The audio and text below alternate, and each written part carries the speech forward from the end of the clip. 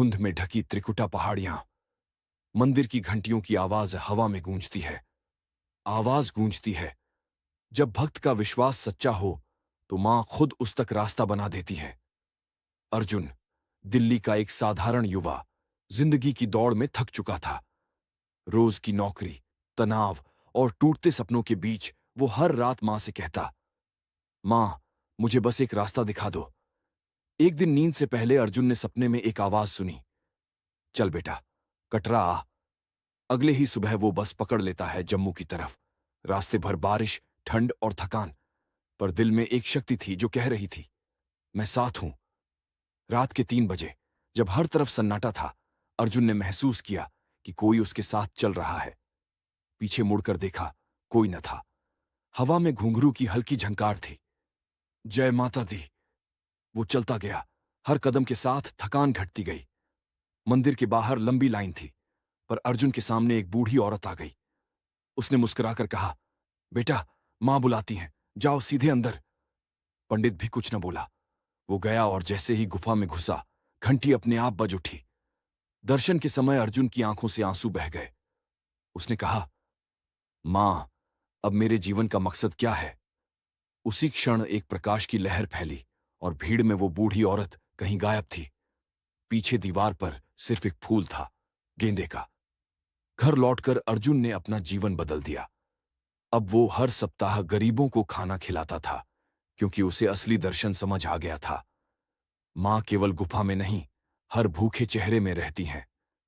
जिसे मां बुलाती हैं, वो जरूर पहुंचता है। रास्ते कठिन हो सकते हैं, पर विश्वास हो तो हर कदम खुद मां चलाती है। जय माता दी। पहाड़ों के गांव में बिजली गुल थी। छोटा सा मिट्टी का घर, अंदर सिर्फ एक मिट्टी का दिया जल रहा था। 8 साल का शिवम अकेला बैठा था। मां बीमार थीं, दवा के पैसे नहीं थे। शिवम ने भोलेनाथ की छोटी सी मूर्ति के आगे हाथ जोड़े। बाबा, मां को ठीक कर दो, मैं कुछ भी कर दूंगा। अचानक दरवाजे पर खटखट। रात के 12 बजे कौन? शिवम डरते डरते गया, दरवाजा खोला। बाहर खड़ा था एक लंबा आदमी, सफेद धोती, गले में सांप, माथे पर चंदन, हाथ में त्रिशूल। उसने मुस्कुराते हुए कहा, बेटा, तेरी मां को दवा चाहिए ना? सुबह गांव वालों ने देखा, दरवाजे पर एक शिवलिंग खुद ही प्रकट हो गया था। मां बिल्कुल ठीक थी, और वो रात का मेहमान कोई नहीं जानता था कौन था, पर शिवम को पता था। वो बोला, भोलेनाथ कभी भिखारी बनकर आते हैं, कभी दरवाजा खटखटाते हैं, बस दिल का दरवाजा खुला होना चाहिए। हर हर महादेव। लंका जल रही थी।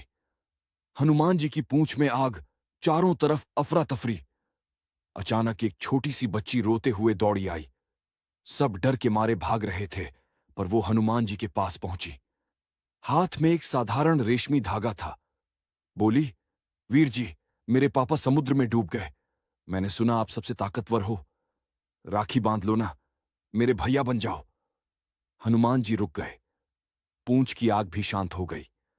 उन्होंने घुटनों के बल बैठकर हाथ आगे किया। बच्ची ने कांपते हाथों से राखी बांधी। हनुमान जी मुस्कुराए, आज से तू मेरी छोटी बहन, तेरा भाई कोई भी हो, मैं हनुमान हूं।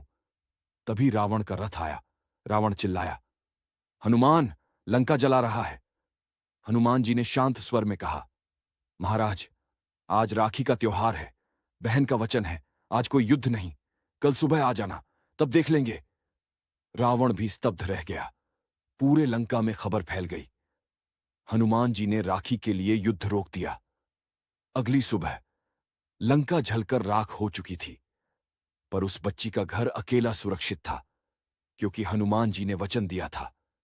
जय सिया राम, जय हनुमान।